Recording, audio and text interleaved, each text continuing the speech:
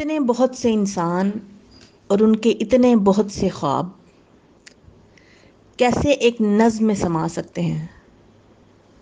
بہت سی بھوک اور بہت سی خوراک جو ضائع ہو جاتی ہے کیسے ایک نظم میں آ سکتے ہیں؟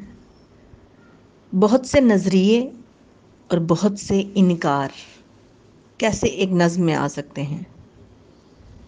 اتنے بہت سے جھوٹ اور اتنے بہت سے سچ کیسے ایک نظم سنبھال سکتی ہے؟ اتنے بہت سے خوف اور اتنی بہت سی خوشی ایک ساتھ کیسے میری نظم میں آ سکتے ہیں؟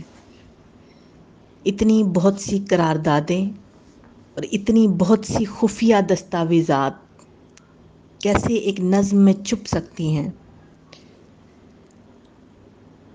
اتنے بہت سے جھگڑے اور اتنی بہت سی محبتیں ایک نظم میں نہیں آ سکتی کہ نظم تو پرندے کی اڑان جیسی ہوتی ہے، کہ نظم تو ایک قیدی کی تنہائی جیسی ہوتی ہے، لیکن کبھی کبھی ایک نظم اتنی طاقتور ہو جاتی ہے کہ ایک ظالم بادشاہ کے سامنے ڈٹ جاتی ہے، خود نہیں مرتی، اسے مار دیتی ہے۔